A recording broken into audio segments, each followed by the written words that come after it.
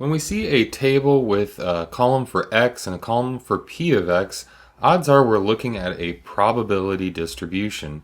Now in the homework you have some questions about determining whether a table represents a probability distribution. If it has this arrangement that's not enough, we need to make sure that the probabilities add up to 100% or 1. So a nice way to do that is just open a blank Google Sheets document, and then you can copy in that table and highlight the probabilities, and it will give you a sum down in the bottom right corner. That's a nice quick way to do it without having to grab a calculator. We would also want to make sure that each of these is a positive decimal, so basically something between 0 and 1. If we had a probability of 0, we usually wouldn't write it. For example, it's odds are that we would have a 4 with the probability of 0 here, but that could go on and on forever, so we usually just leave it off. Sometimes you might see a 0 plus. That means it rounded to 0 with that many decimal points, but it was not 0. It's not impossible to get these results. It's just smaller than this, in this case, 1/10,000th probability. So what you can do sometimes is fill in a missing value for a probability distribution by finding the number that will make it add up to 1. So add up what you've got, subtract it from 1 or 100%, and you'll get the one that remains. But what I'm going to focus on here is, in this homework problem, number 4, we've got this probability distribution, and we need to find some probabilities within here. So I'm going to do the same thing. I'm going to copy that, and just go to a blank Google Sheet and paste that. And sometimes that we have a hard time getting that to paste. You can always try values only. That might be better. I'm getting some issues here with this problem. Let me just try again. Sometimes the best thing you can do is make sure you stop right after that last number. Let's try again, see if that'll work.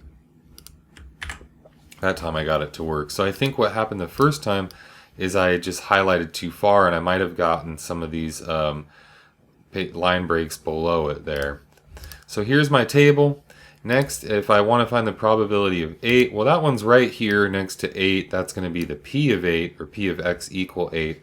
That means 8 successes, or in this case, 8 Mexican Americans in 12 jurors. And then the next problem is x less than or equal to 8. So anything from 0 up to 8.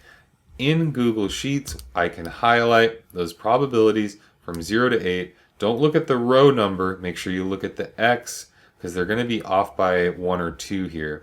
So here, these probabilities add up to 0.1113. Now there can be a concern if we have too many that round to 0. If I were to add these together, it might actually accumulate a certain percentage. So sometimes what we'll do in this case is figure out the probability on the other side. So that's 0.8886, and then take the complement. So equals 1 minus 0.8886 is 0.1114. And if I were to add these, you could see that there's a little difference there. I'm missing just a little accumulation of these not quite 0 but rounded to 0 numbers. And so that's really a good use of the complement, just like that last problem I showed you. Add up everything on the other side and then take the complement and see what you got.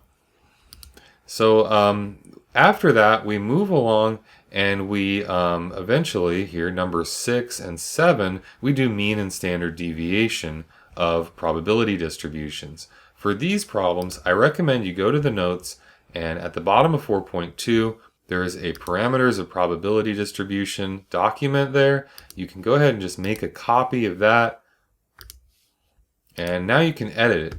And this is all set up to automatically calculate that mean and standard deviation.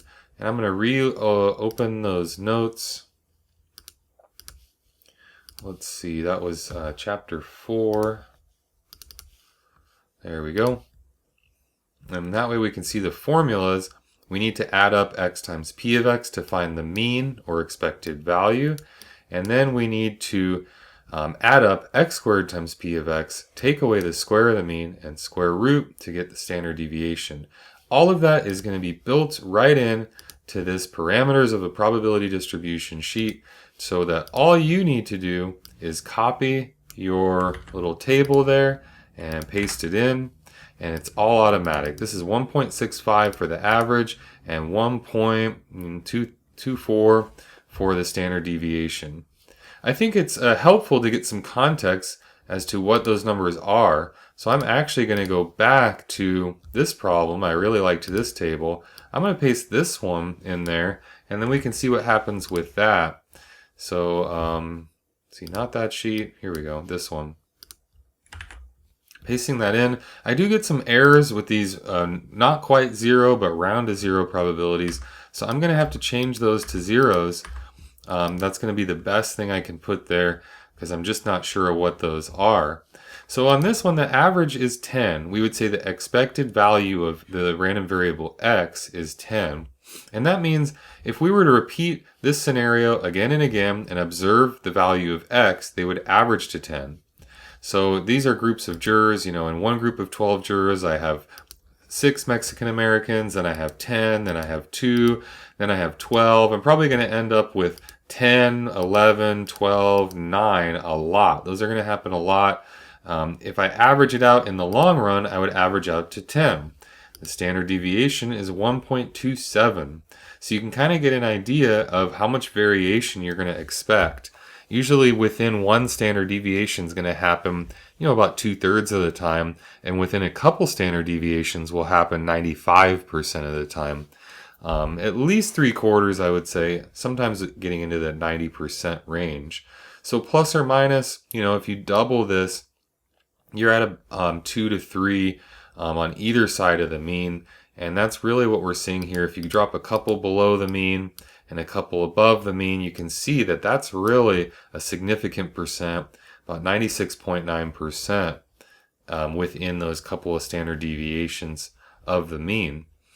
So that's a way that you can use this spreadsheet, just pasting in your distribution and automatically noting the mean and standard deviation. Unfortunately, there isn't really a nice way to do it in Staplet, so this is going to be the method that I recommend. You only have a couple problems. I didn't really want this to be a huge part of it, but then eventually you do get down to problems like 10 and 11 where you're dealing with raffle tickets or risk cost analysis. In all of those problems, the key is going to be to figure out your x and your p of x. So for example, on a raffle ticket, you cost $3. That is a -3 if you lose. And if you win, your prize is $70, but your profit's only $67. So on number 10, just to show you how I would set that up, I would want to clear out these columns, start it over. I know there's some formatting there. If you want to remove the formatting, highlight those, click Format, Clear Formatting. Then you can go back to the original formatting. So on this problem, if I lose $3. If I win, it's a $67 profit from the $70 winnings. And then I need to find the probabilities. There's one winning ticket out of 210. So for winning, that's equals 1 over 210.